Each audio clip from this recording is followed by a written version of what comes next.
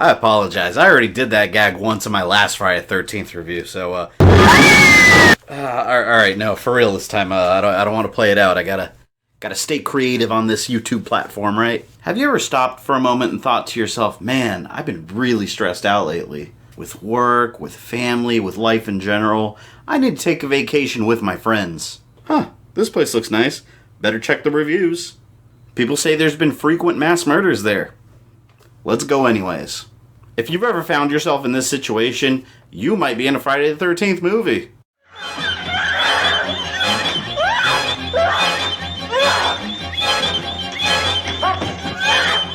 The long-running slasher movie series about dumb kids being where they clearly should not be. I haven't really been going over these movies in any kind of order. Last time I reviewed one, I chose Friday the 13th Part 8, because it was one of the campier entries in the series, and I had a lot of fun watching that one. You can check out that review by clicking right here. Today I chose Friday the 13th Part 3. It's actually one of the goofier entries, and the first one that this thing appears in, the legendary hockey mask.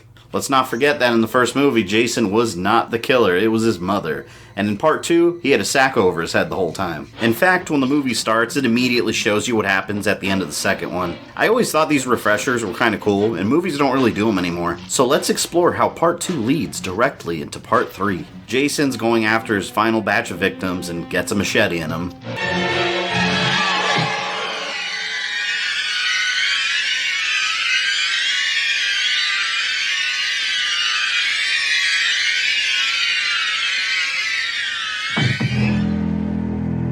Oh no, but he survives! Escaping to live another day while the main character gets taken away. Psychologically traumatized for the rest of her life. Setting the stage for another movie. And then part 3 starts. And you know you're gonna have a good time when a Friday the 13th movie starts out with this upbeat, goofy music that sounds like it came from a TV Halloween special.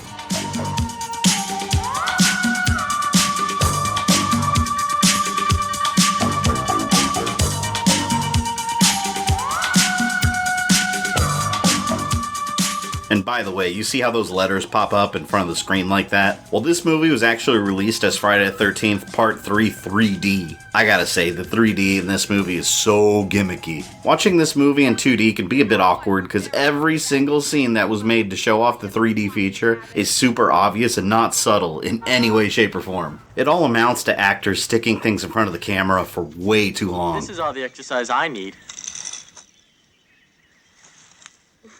That was close. Hey, you better watch out with that thing. Come on. I'm warning you, Andy. I'll break your string. But if you just have to watch this movie in 3D, the Blu-ray disc does come with a 3D mode. And it does come with these awesome 3D glasses.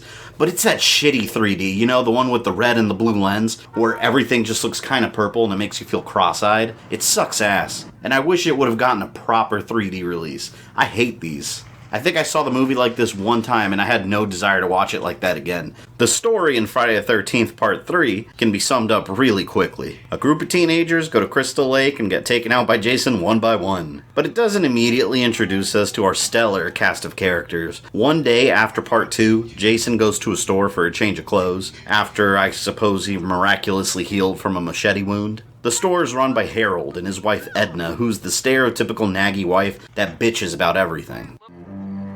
Didn't I feed you enough for supper? The doctor said you have to lose weight now, didn't he? You know, I'm trying to help you, but you just keep sneaking food behind my back.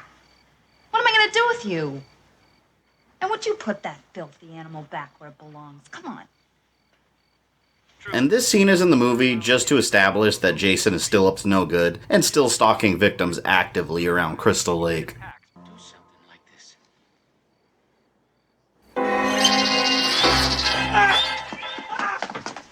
Oh, the typical false scare.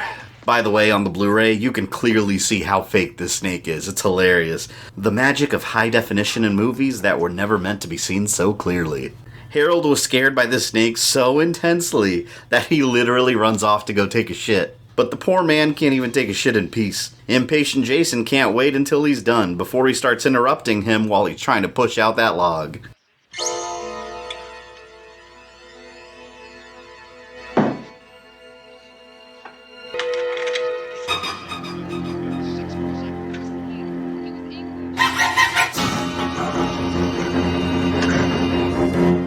That is dastardly. Harold and his wife are only in here to set up false scares and create a higher body count for Jason.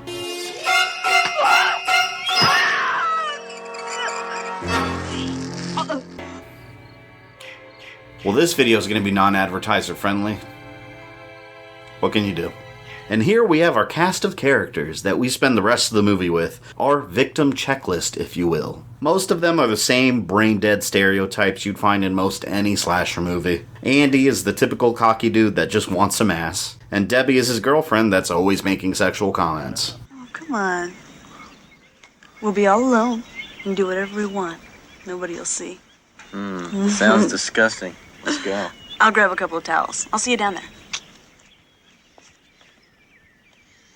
Chuck and Chili are the two druggies in the movie that barely have anything relevant to say or do. Rick is the man's man that works shirtless in the hot sun, and he's with Chris, the main character in the movie, who's obviously set up as the female survivor character. She doesn't have sex, she doesn't do drugs, and she doesn't have a foul mouth. And she's got some past connection to this place. And then we have Shelly. Man, do I have a lot to say about Shelly. So Andy set up Shelly on a date with this girl called Vera. And he is one of the most awkward characters I've ever seen in a slasher flick. He's the outsider, the one that doesn't quite fit in with the rest of the group. And he really likes this girl, but he's got horrible self-confidence.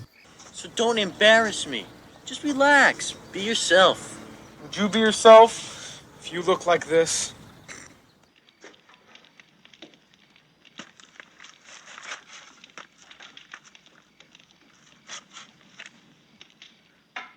I like you a lot. I was thinking that maybe, we could... You almost feel bad for him. And I say almost because all he does is play pranks on people randomly throughout the entire movie. Just forget about me. Oh, I'm supposed to forget that we've been friends. Ah! God damn it, Shirley. Why do you always have to be such an asshole?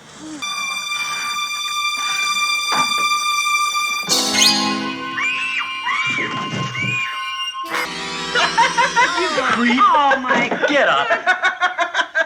I guess I fooled you, huh?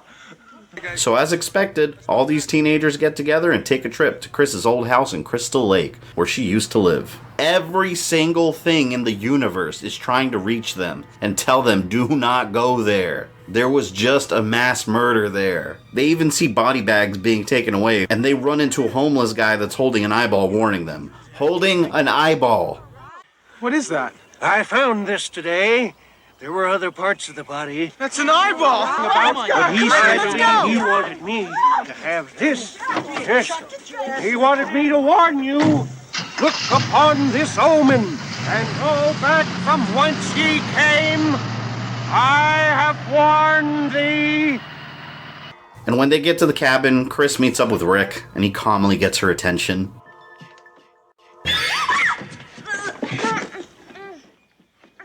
Rick! Who gets someone's attention like that? He just pops out of nowhere, and then he chokes her out. Every once in a while, we'll get a quick glimpse of Jason causing mischief and roaming about, as characters think, that's weird, and then immediately forget about it and go on with their day. And at one point, Shelly and Vera go to the store in a really amusing scene, where they run into this motorcycle gang, and I thought they were some of the most amusing characters in the movie. They're just complete assholes for no reason at all.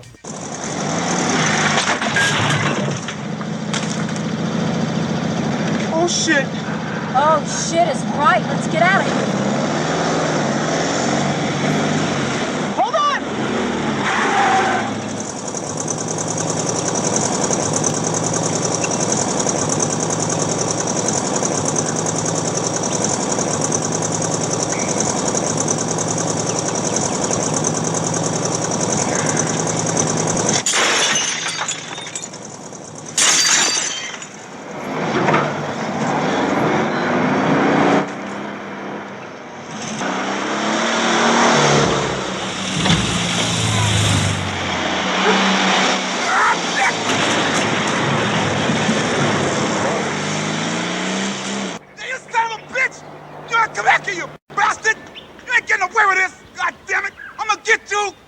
After clearly pissing off this motorcycle gang, consisting of only 3 people total, the bikers follow them back to where they're staying and steal their gas from the truck as they communicate in growls.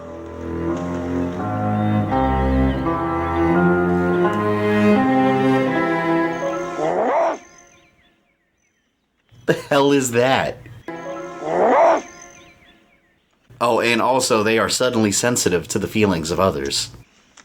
Maybe we shouldn't do this, Ali. Hey, we gotta even the score, don't we?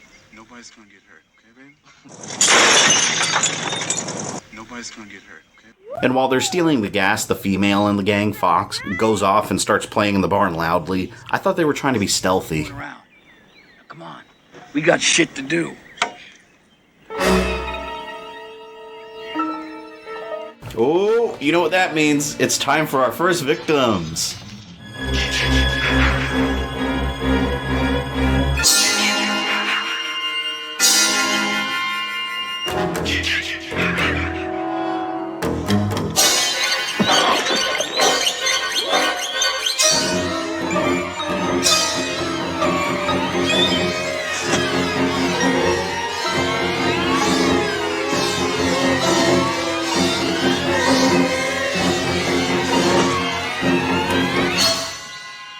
Well, that is Fox and Loco down for the count. Fatality. And then Ali, the other gang member, challenges Jason in hand-to-hand combat, because that always goes well.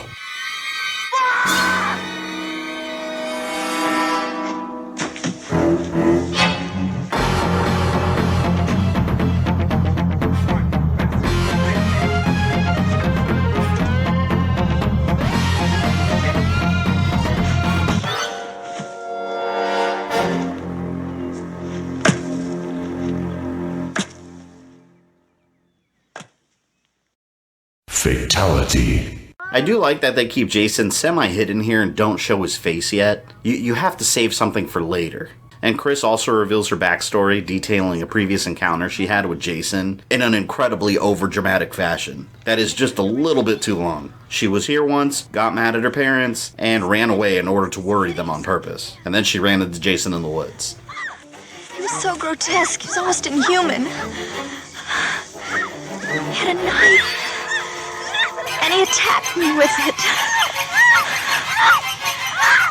I was so hysterical, I don't know how I was even able to think, but I kicked the knife out of his hands and I ran.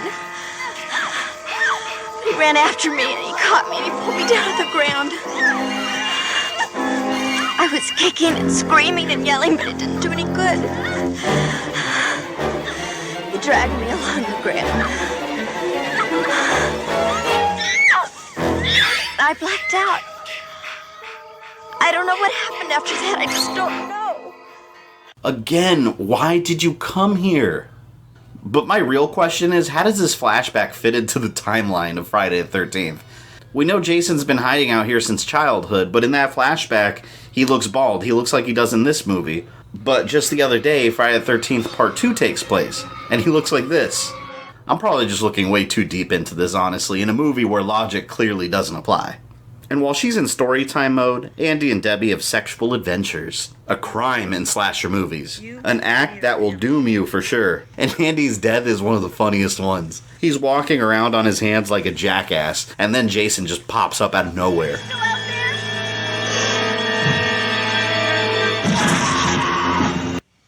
Where's this coming from?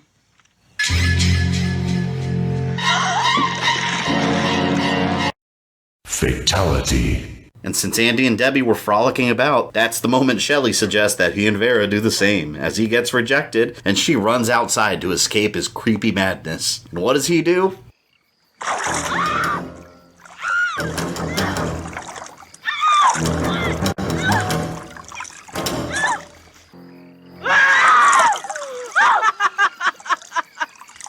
So let me get this straight. The girl that you have a huge crush on, that so far hasn't shown that much interest in you, you attempt to seduce by pranking her and almost giving her a heart attack. Now, I've never claimed to be an expert on how to seduce women. This is not how you do it. It's not. Oh, and there's that mask that he's holding. That looks familiar. And after all that, Shelley still hasn't learned his lesson, playing another prank. Stop fooling around, man.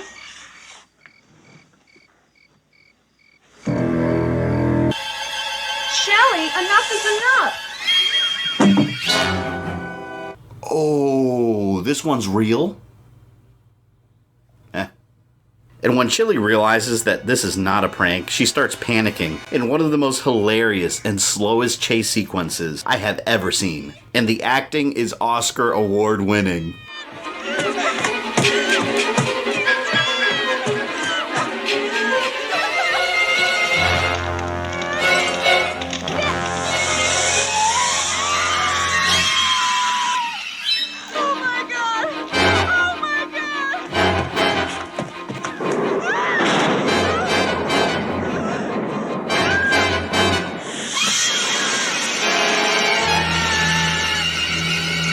And Chuck goes outside to take a shit. Once again, the act of shitting attracts Jason.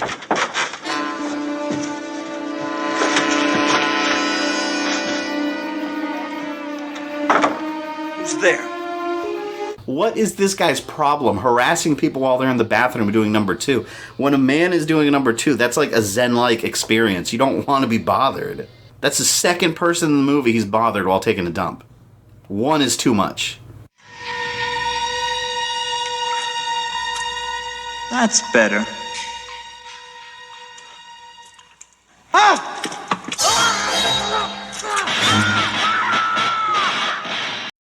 Fatality. And now quite possibly the most iconic scene in the entire movie. Maybe even the series. When Jason finally shows up in his hockey mask after stealing it from Shelly. Who are you?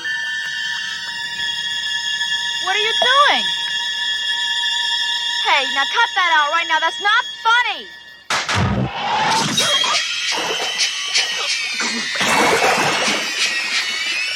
The legendary Jason mask came from a desperate young man simply trying to get some booty. You will be remembered, Shelly.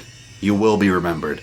By this point, there's not many characters left, since Jason has been fairly efficient and stealthy in his kills. As Rick commits another slasher movie mistake, he goes outside by himself.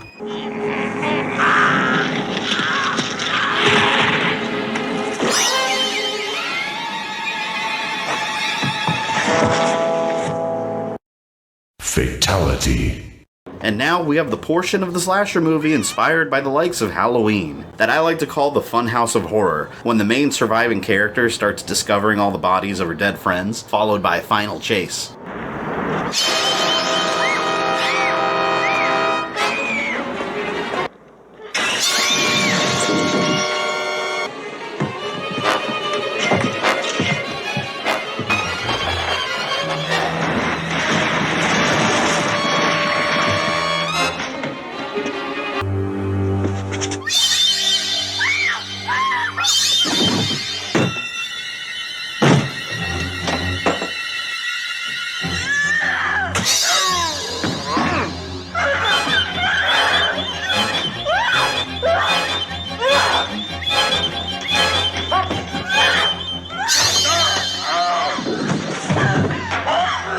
And as expected, she's running away full speed, yet these slasher movie killers always find a way to teleport near them, although they may be walking at a brisk pace.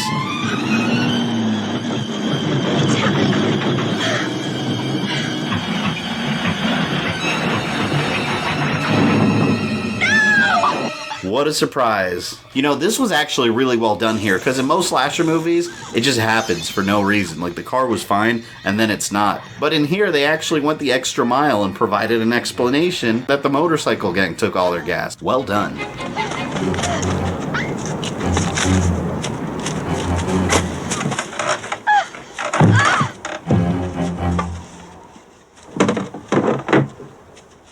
So instead of running towards civilization, you lock yourself in an enclosed area where the killer could easily get into.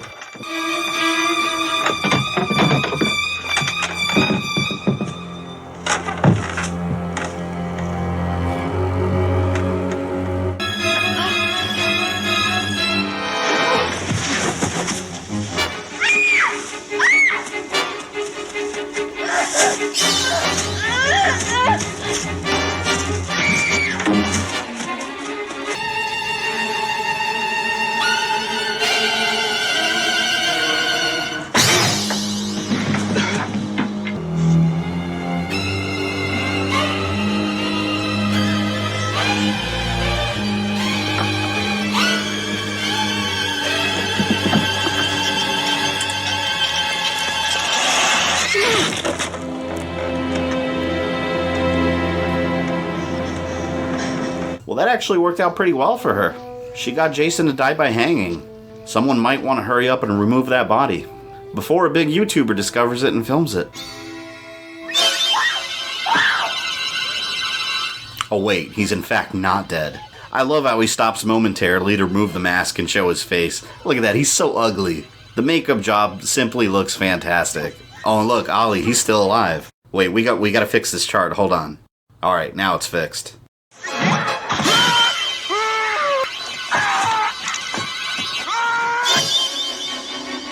Oh, never mind. Fatality. But he did end up being a hero, as Chris uses his death to attack Jason, and BAM!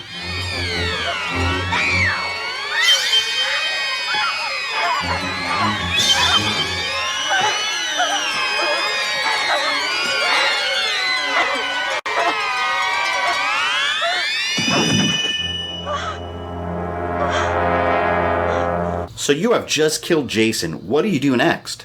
A, you run away as fast as possible and flag down the first vehicle or police officer? Or B, you get into a canoe and fall asleep in the middle of the lake that's 2 seconds away? Correct answer is B.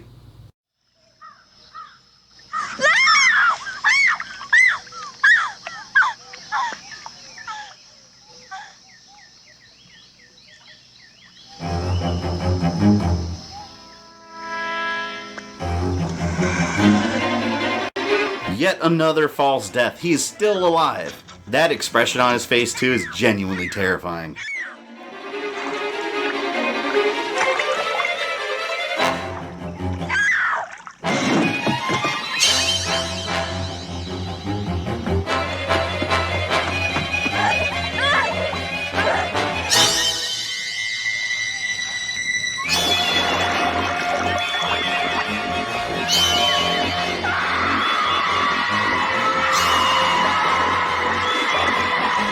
How did zombie Miss Voorhees pop out of the water? Her head should be decapitated in his shed. This makes no sense. Looks like she's the only one left alive. What was all that about a lady in the lake? She must have flipped out. That poor kid's been through hell. Oliver French. I'll take her. Oh, wait, it was a dream. They did the same thing in Friday the 13th Part 2 with the shocking ending that ended up being a dream or hallucination. Looks like Jason is indeed dead since he doesn't get up this time at all. That is until Part 4, the final chapter. And, you know, they really used that final word loosely back then. Friday the 13th Part 3 is another really fun, campy... Ooh. I gotta take a shit. I'll be right back. Oh. Oh!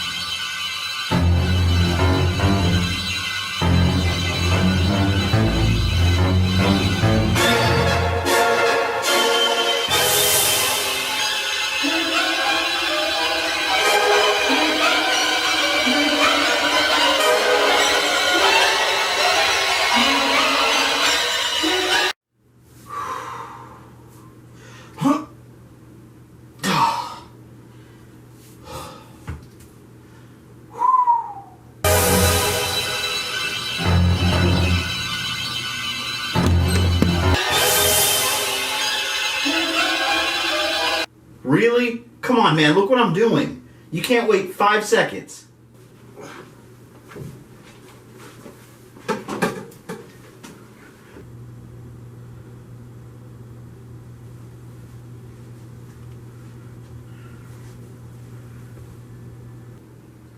I'm just gonna make a run for it. Fuck you. Oh, God. Oh.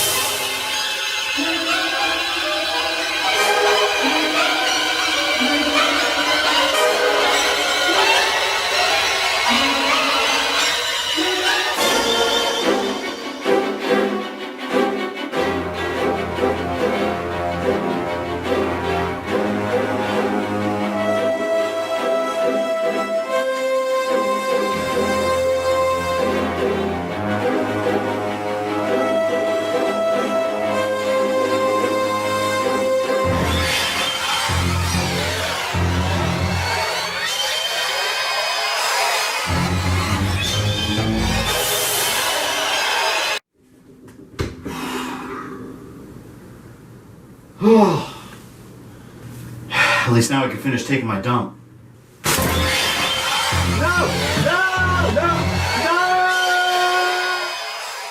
Fatality.